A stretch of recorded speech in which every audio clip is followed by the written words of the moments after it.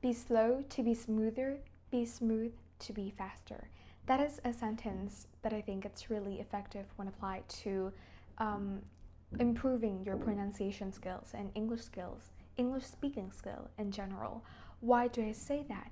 Because in the first steps, you always face difficulties, it's really hard, but if you do well in the first steps, that means you build a firm foundation, which allows you to be faster in the next steps.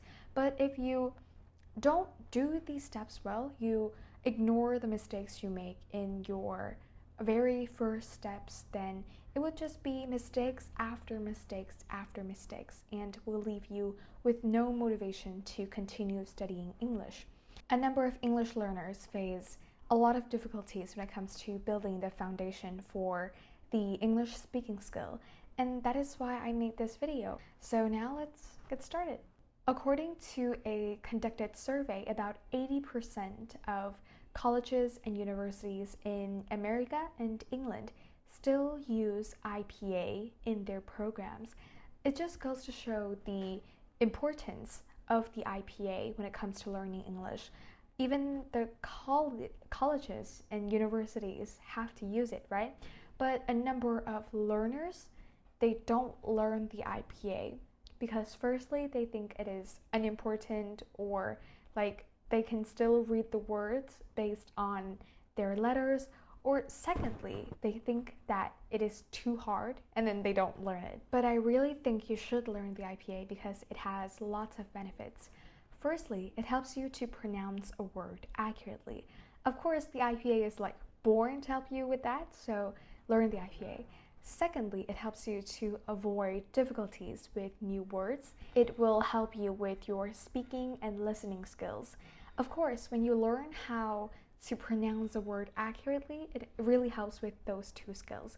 And lastly, it helps you be more confident when learning. When you already know the basics and like you know how to pronounce, just be more confident when you approach a new word and when you approach the overall English language. So learn the IPA, that is the first step. The second step is shadowing. I guess you guys have heard of this method before, or as well as apply it, but like if you guys find your shadowing ineffective, then maybe you guys have done it wrong. So in this section of the video, I will share with you in detail how to shadowing in the right way. Firstly, start by finding a video that you like, which will help you stay more engaged in the learning process. And you can listen to the video before you start shadowing if you have time. And when you start shadowing, turn on the subtitle and mimic the native speaker sentence by sentence. Mimic them sentence by sentence.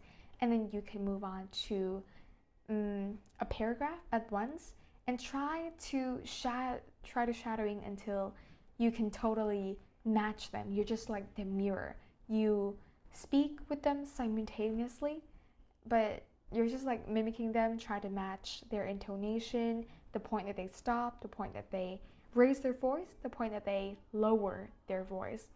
And I guess you guys usually think that it's done at this step, and that is the reason why you usually find your shadowing ineffective. So there is actually one step, and one step behind is that you turn off the subtitle and you shadowing again, but this time turn off the subtitle. If you turn off the subtitle and then you can like you can still match the native speaker, then that is when you're done with the shadowing. Try to practice shadowing until you memorize the script of the video, and that is when your shadowing is effective enough to be the lever for the next step. After you finish your shadowing, just try to have a monologue with yourself. It's hard to explain, but you have memorized the script of the shadowing method, right? And now you just like you're giving a presentation, but try to match the intonation, the words, the stopping, the highs and lows, just like you're shadowing, but this time without the video. You're just by yourself. and you have to do it in front of a mirror, or it's best if you do it in front of a camera recording you. Just try to be as comfortable as possible in front of the camera, because when you rewatch the video that you just recorded, you will see that when you're most comfortable, it is when you do your best. So try to be confident and comfortable. And after you shadowing, after you record, it is when the intonation, the grammar, the vocabulary, and all the information in the video that you're trying to learn all these days, you truly master them. Yeah, so don't be anxious if it takes too long for you to master the video. It can take a long time, just like I mentioned. It's fine, it's okay to go slowly as long as you build yourself a firm foundation. This is the time that is supposed to go slow, because you're trying to build the foundation to go faster in the future. In the third step, you still need to maintain your shadowing journey. The difference here is that you, aside for the paragraph, aside for the script you shadowed, you can find new stories, and then you can read it, and then you record it. The point of this activity is for you to see your improvements when you practice shadowing, your strengths, and as well as your weaknesses, in order for you to acknowledge it and focus more on it.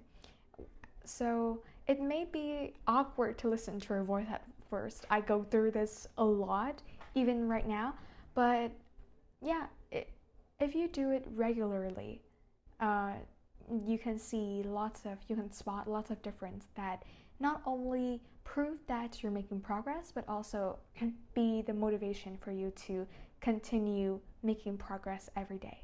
So those are the 3 steps for you to build the foundation to improve your pronunciation and English speaking skill overall. Just like an idiom we have in Vietnamese, chậm mà chắc. Don't be too anxious if you're going slow at the first steps. Don't try to skip steps. That is ineffective. Fast but ineffective. Just as long as you're making progress every single day, as long as you do your best every single day, it is fine. Because I feel like it is kind of supposed to go slow, and just know that one day you will be going faster. So, bye-bye.